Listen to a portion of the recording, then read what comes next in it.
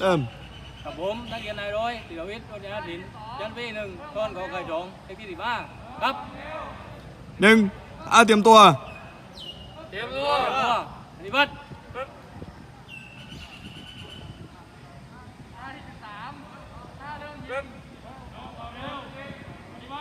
2ท่ารวมพลปฏิบัติ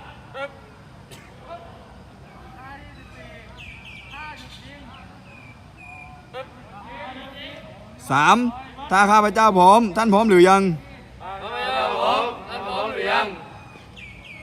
ปฏิบัติ4ถ้าไปข้างหน้าหรือตามข้าพเจ้าปฏิบัติ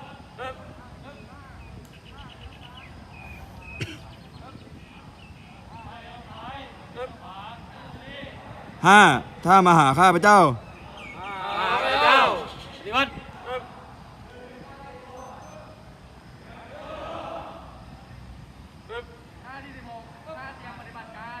6ถ้าหยุดหรือหยุดพัก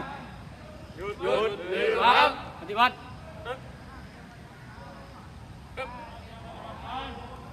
7ถ้ารูปขบวนหมู่แถวตอนปฏิบัติ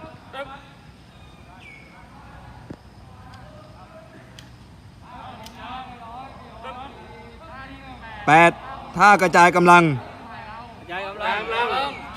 ปฏิบัติ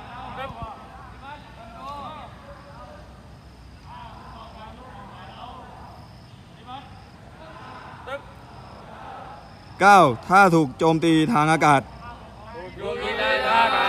ปฏิบัติ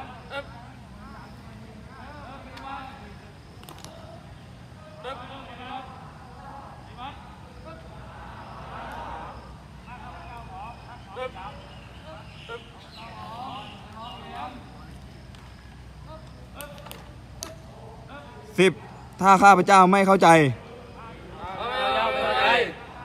ปฏิบัติ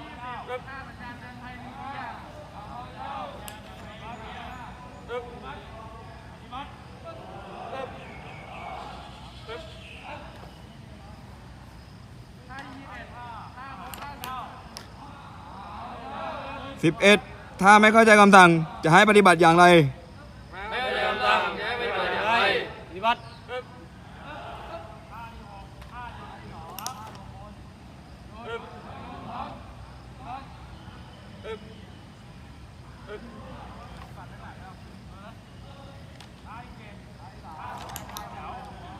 12เพิ่มความเร็วปฏิบัติ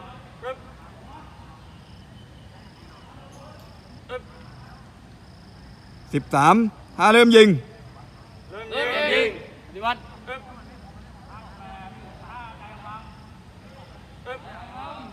14ถ้าหยุดยิงปฏิบัติ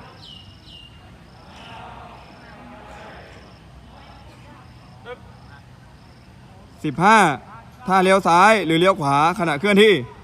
เลี้ยวซ้ายเลี้ยวขวาขณะเคลื่อนที่ปฏิบัติ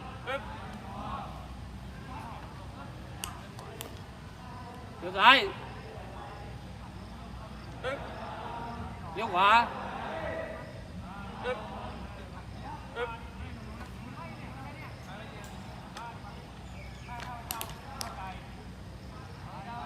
16ถ้าเตรียมปฏิบัติการปฏิบัติ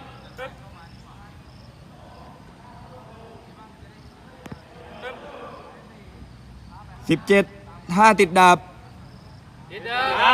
ปฏิบัติ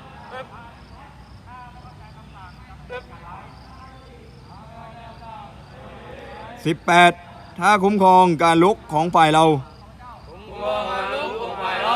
ปฏิบัติ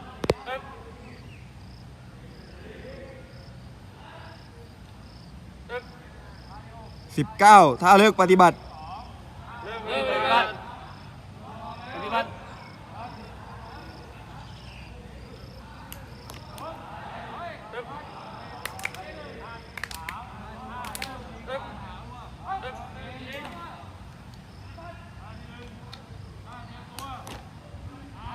20ถ้าสัญญาณเตือนภัยนิวเคลียร์